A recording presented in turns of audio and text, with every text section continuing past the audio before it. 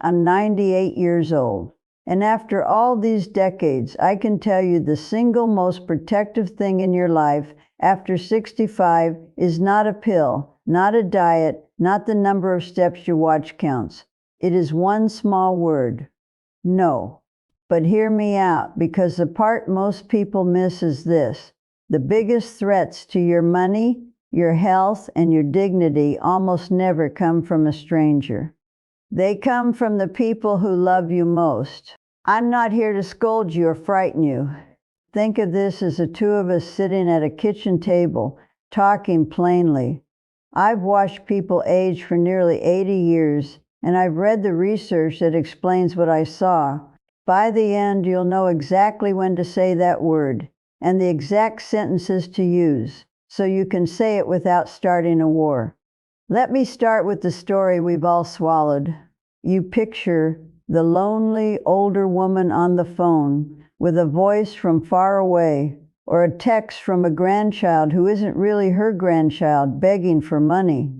That's the picture the news paints.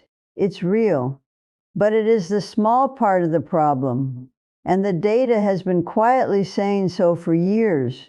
In 2023, AARP worked with the National Opinion Research Center at the University of Chicago to measure what older people actually lose. The number is staggering, about $28 billion a year, taken from people over 60. Now here's the part nobody puts on the evening news. 72% of that, roughly $20 billion, is not taken by strangers. It is taken by what the researchers carefully call known others: family, friends, caregivers. The strangers you're so afraid of account for only 28%. It gets sharper when you look at how much each one costs you. The Consumer Financial Protection Bureau studied this. When a stranger steals from an older person, the average loss is about $17,000. Painful but survivable. When the person stealing holds your power of attorney or your guardianship, someone you trusted enough to sign papers for, the average loss is $83,600. Nearly 5 times worse. The closer they are to you, the more it costs you. A stranger needs a wire transfer and a hurry. Someone who lives down the hall just needs time and a checkbook nobody is watching. So let me say plainly what those numbers mean. Trust all by itself is not protection. We were taught the opposite. We were taught that trusting your family is the safe thing, the loving thing. But unexamined trust is simply an open door. And no is how you keep the door yours, how you decide who walks through it and when. I want to be careful here, because I am not calling your children thieves.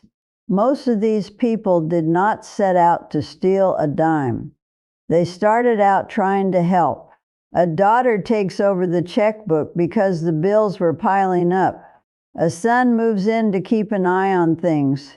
The hand that reaches for your account began as a hand reaching to help you. That is exactly what makes this so hard to see, and exactly why a quiet, steady, no matters long before anything has gone wrong. You are not accusing anyone. You are keeping the door yours. Now, why does saying yes get easier and more dangerous as we get older? This is the part that surprised even me, and it removed a great deal of shame. In 2012, a researcher named Elizabeth Castle and her colleagues published a study in the Proceedings of the National Academy of Sciences. They showed people faces, some trustworthy, some with the small tells of a liar, the insincere smile, the eyes that won't settle. Younger people looked at the untrustworthy faces and felt something. Older people, on average, rated those same faces as more trustworthy, more approachable. Then they looked inside the brain. There is a small region called the anterior insula. It's the part that takes the churn in your stomach and turns it into a feeling, the thing we call a gut feeling. That quiet alarm that says something is off about this person. In younger brains, it lit up at an untrustworthy face. In older brains, it stayed quiet. Sit with that. The alarm that should ring isn't ringing. So when someone tells an older person to just trust your instincts about a smooth-talking salesman or a too helpful relative, that is genuinely bad advice. The instrument that makes the instinct has gone soft. And I want to be clear, this is wiring, not weakness. It is not a character flaw. It happens in sharp, careful, intelligent people. Naming it out loud takes the shame out of it. There's a second piece, and it's worse. In 2015, an economist named Keith Gamble studied how financial ability and confidence change with age. The ability, the real skill of handling money, declines, but the confidence does not fall with it. People keep feeling just as certain they've got it handled, even as the handling slips. And that gap, the fading skill paired with unshaken certainty, raised the odds of being defrauded by about 26%. It wasn't low skill alone. It wasn't overconfidence alone. It was the two of them overlapping.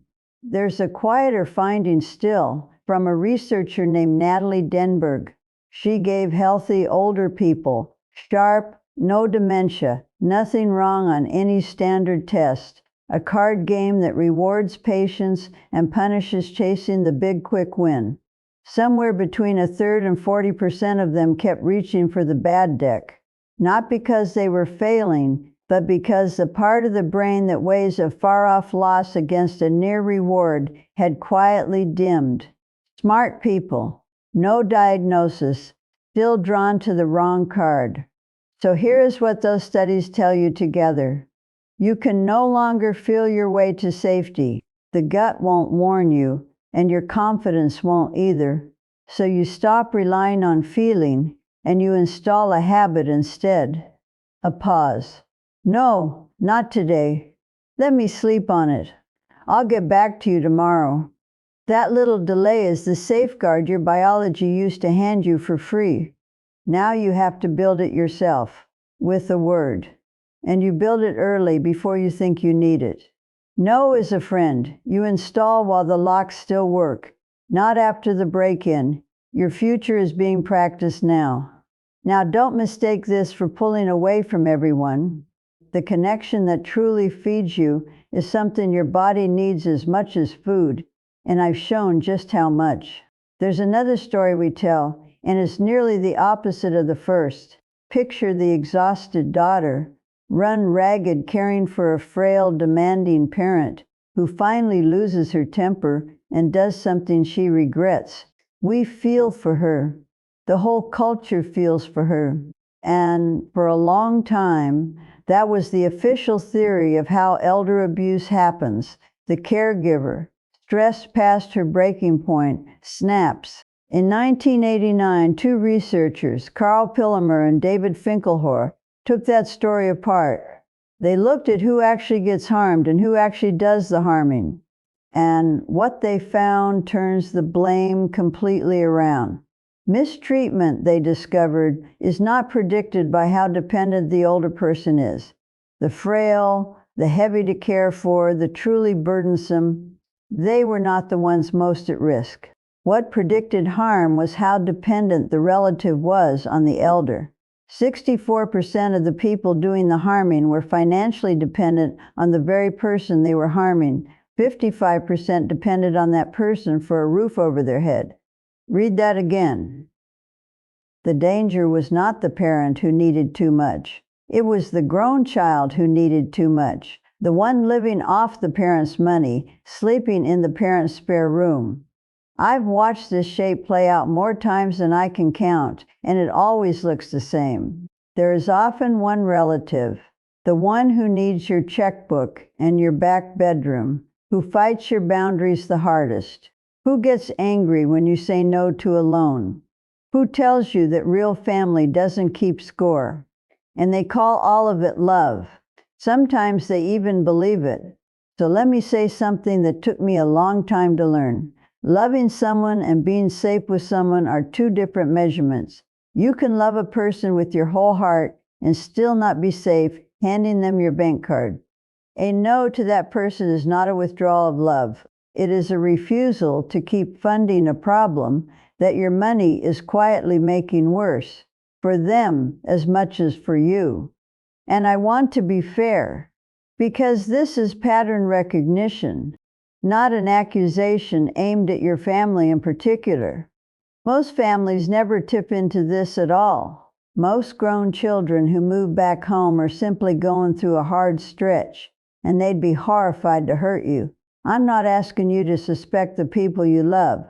I'm asking you to notice the shape, because the families that do go wrong in this exact way, slowly, around a dependent relative, with everyone insisting it's fine. If you can see the shape early, a quiet boundary can stop the slide before it ever becomes the thing nobody wants to name. Here is where a lot of good families go wrong, and they go wrong out of warmth. The instinct is to keep money inside the family, informal, trust-based, no lawyers, no documents, because asking your own son to sign something feels like an insult.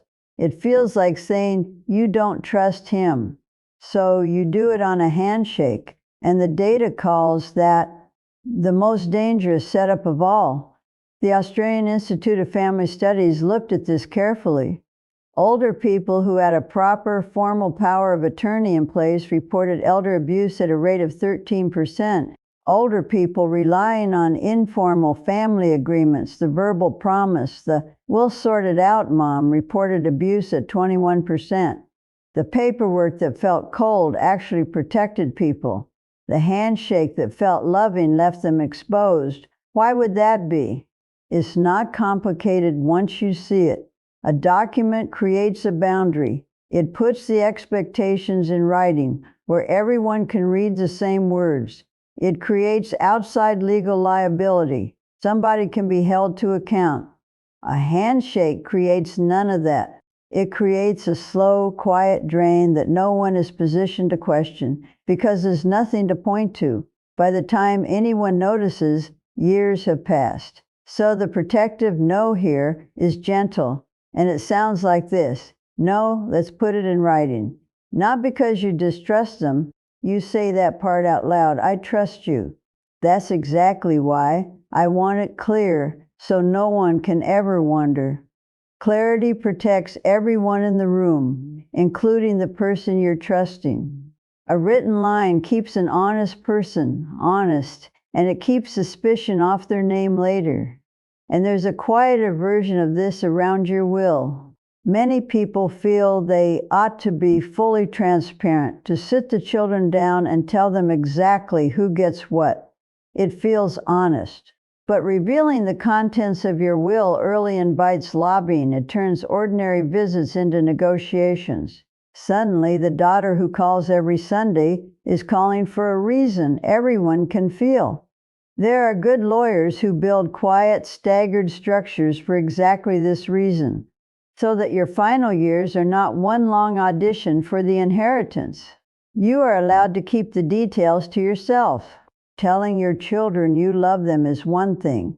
Handing them a spreadsheet of their inheritance while you're still alive is another, and it rarely makes anyone kinder. Now, I need to be careful with this next one because it sits close to a line I will not cross, so let me say it plainly, right at the start. This is not about distrusting medicine. It is not about doctors being wrong. Your doctor is your ally, one of the most important you have. The no I'm about to describe is never aimed at your care. It is aimed at pressure, and the pressure usually comes from people who love you, not from the clinic. Here's the ground we're standing on. Most of us by a certain age are taking several prescriptions. That's normal, and many of them are doing real good. But the body changes. It clears drugs more slowly. 2 pills that were each fine alone can start working against each other. Good geriatric medicine has a name for paying attention to this. They call it deprescribing. It simply means sitting down with your physician and carefully trimming what no longer earns its place. Doctors even use careful checklists for it, like something called the Beers criteria. that flag which medicines tend to cause more trouble than help in older bodies.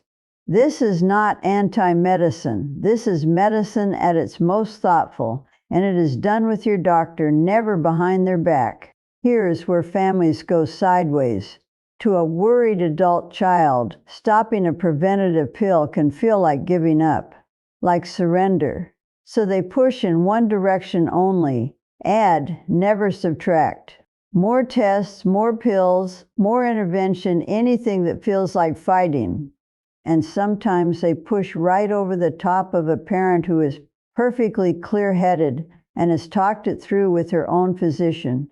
The fear is real, but fear is not a treatment plan. This is exactly why thoughtful clinicians are taught to ask the family to step out of the room for a few minutes to have a private, confidential conversation with the patient alone, not to hide anything, to make sure that your goals are setting the plan, and not your daughter's fear. You might value comfort and a clear head over one more year squeezed out at any cost. That is your call to make. It cannot be made honestly with three anxious voices talking over you. So the protective no in the doctor's office is quiet and firm. My doctor and I have this handled, and my medical choices are private. You are not refusing help. You are not refusing your family's love, or even their company at appointments if you want them there. You are refusing a vote on your own body that you never actually agreed to hand out. Being someone's child does not come with a ballot on their prescriptions. It comes with the right to worry and the duty to respect the grown person worrying about you back. Let me turn to something tender because it surprises people how much resistance it brings up. Late life companionship. An older person, widowed or long divorced, finds someone, wants to date, maybe wants to remarry, or simply doesn't want to eat dinner alone anymore. And the grown children push back, hard. The research on why they push back is not flattering, but it's honest. Part of it is money, the fear that a new partner means a diverted inheritance, that the estate they'd quietly counted on will go somewhere else. Part of it is status. Daughters especially, when a widowed father starts seeing someone, can feel themselves demoted from the most important woman in his life. The pride of caring for him curdles into resentment. And part of it is plain discomfort, the squeamish idea that older people shouldn't still want closeness, still want to be held. Researchers have a blunt name for it: the myth of the asexual senior. As if desire politely retires at 65. And here's why swallowing that myth is dangerous, not just sad. A researcher named Becca Levy has spent her career on something she calls stereotype embodiment theory. The short version, the beliefs we absorb about age, we eventually become. When an older person takes in the message, "I'm too old for that," it doesn't stay a thought. It turns into a self-fulfilling shrinkage, less interest, lower self-worth, and measurable physical decline. The body hears "I'm done" and starts to act done. The opposite is also true. People who keep reaching for life tend to keep more of it. I'll speak from what I've watched, not from a life story I'll claim as my own. Across the decades, I have seen "I'm just concerned about you, Mom" turn out again and again to mean I don't want to share you, or I don't want to lose what's mine. I think of my oldest friend. Her husband left after 41 years, and what struck her most was how quietly it had happened. No single great fight. Years where the warmth just thinned out, unnoticed, until one day the marriage was hollow. She taught me how much a person can lose simply by going without closeness for too long and calling it fine. Companionship is not an indulgence you've outgrown. It is health. The evidence treats it that way, and so should you. So this no is said warmly with a smile, if you can manage one, but it is still a no. I'm not asking your permission. I am asking you to be kind to someone who makes me happy. That's it. You don't owe a defense of your heart to anyone you raised.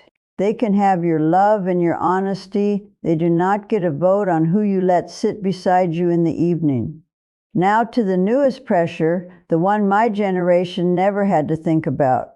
Technology. There's a whole industry now built around watching older people. Location tags tucked in a purse. Debit cards that flag every purchase. Apps that log every call. And nearly all of it is installed with genuine love.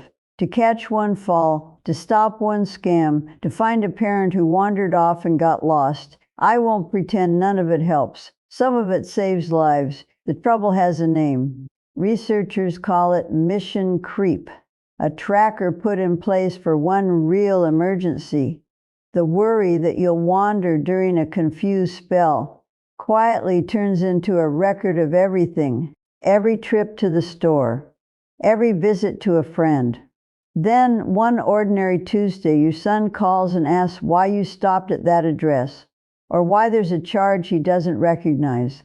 A tool meant for danger has become a daily audit of your life. You're no longer a grown woman running her errands.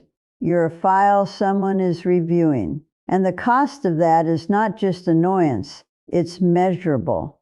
When a person's choices are constantly overridden, when every decision gets second-guessed, something in them gives up. Psychologists call it learned helplessness. You stop making choices because you've learned they won't stick. And that withdrawal is tied to faster decline and higher levels of stress hormones in the body. Being watched all day does not keep you safe. It quietly makes you smaller, and it ages you. So the protective no here is about proportion. You don't have to refuse all help. You consent to the least monitoring that actually solves a real risk, and you keep control over who sees the data. The experts who study this even have a word for doing it right.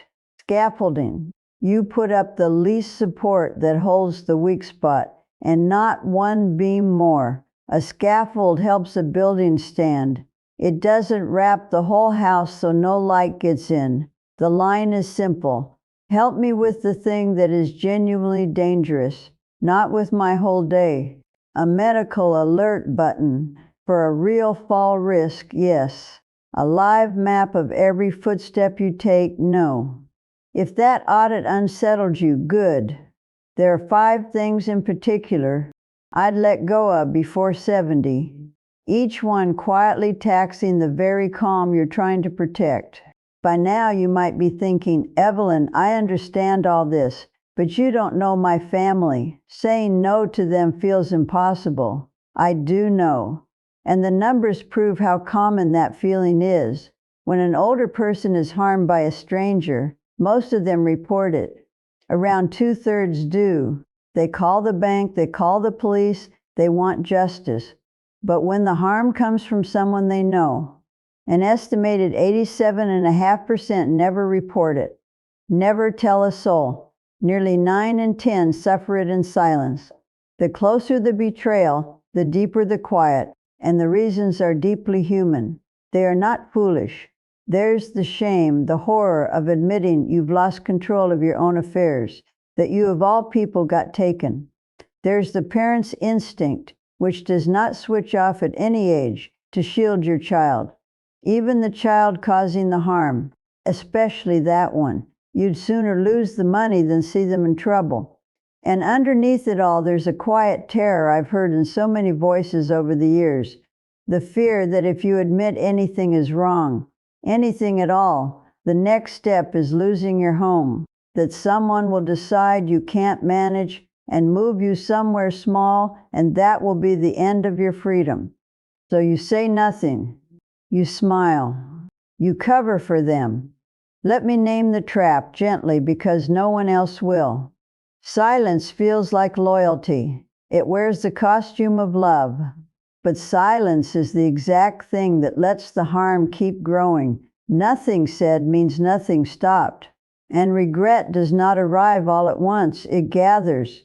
a little at a time, a yes here, a quiet there, until one day you look up and years are gone. I won't pretend the feeling isn't real. Saying no to someone you love feels like a betrayal, and it feels that way precisely because you love them. If it didn't ache, you wouldn't be a loving person. That ache is normal. It is the price of caring, but it is not a reason to stay quiet, and it is certainly not proof that you're doing something wrong. Here is the good news, and it's the thing I most want you to hold on to. You do not need to become brave. You don't need to turn into someone you're not, someone hard. You need the right words, the right sentences, ready in your mouth before the moment comes, so that a boundary doesn't curdle into a fight. And those words are simpler than you'd think.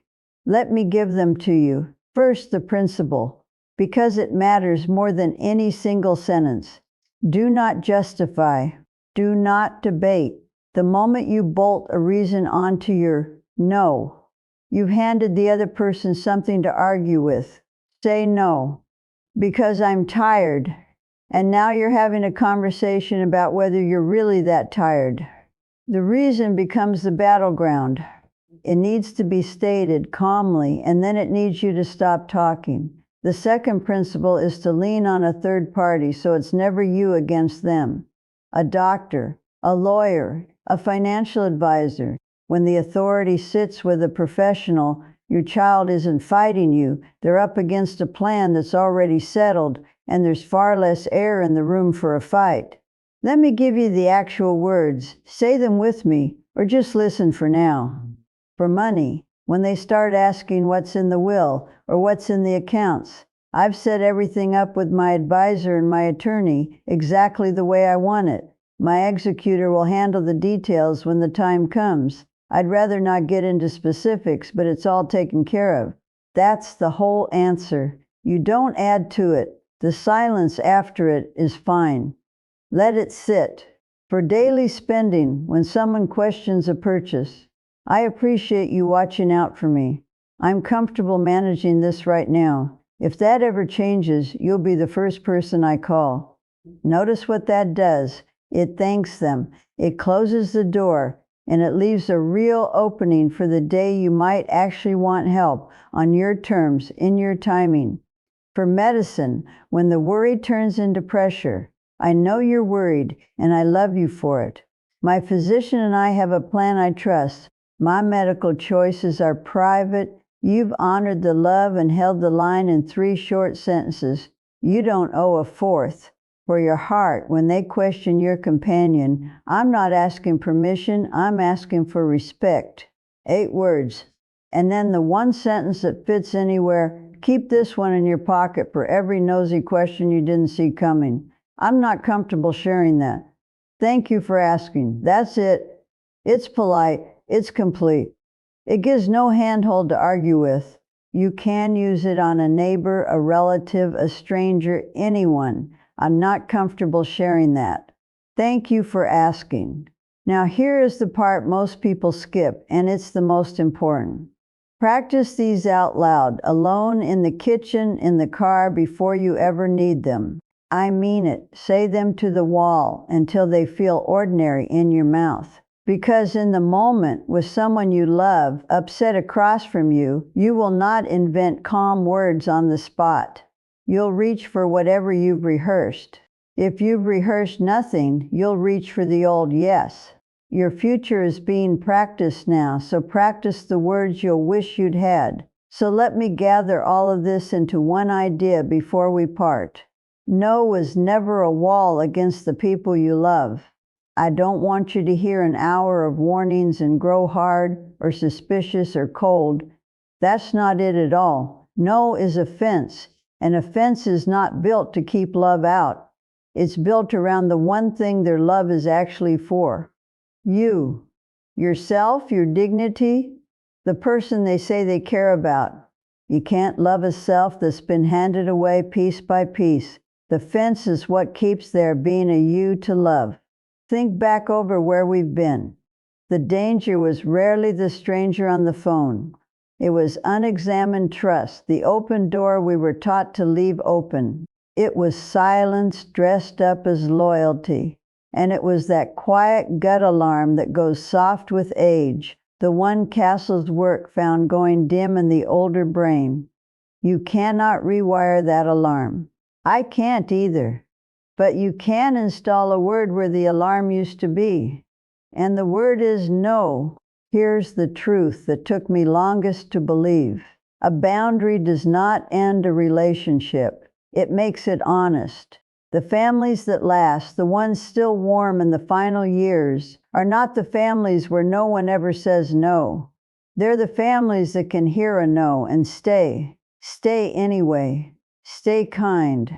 That's the test, and the good ones pass it. And if you're sitting there knowing you've already said too many yeses, given too much, stayed quiet too long, left the door standing open for years, I want you to hear me clearly. You are not too late. I have said yes when I should have said no more times than I'd like to admit. It cost me years in my 50s, years I spent overworking. Sure, there would always be more time. There wasn't more time. There was just less of it. That's how I know late isn't finished. I'm 98, and I'm still saying it. You are never too late while you're still here to say one different word. Start with one.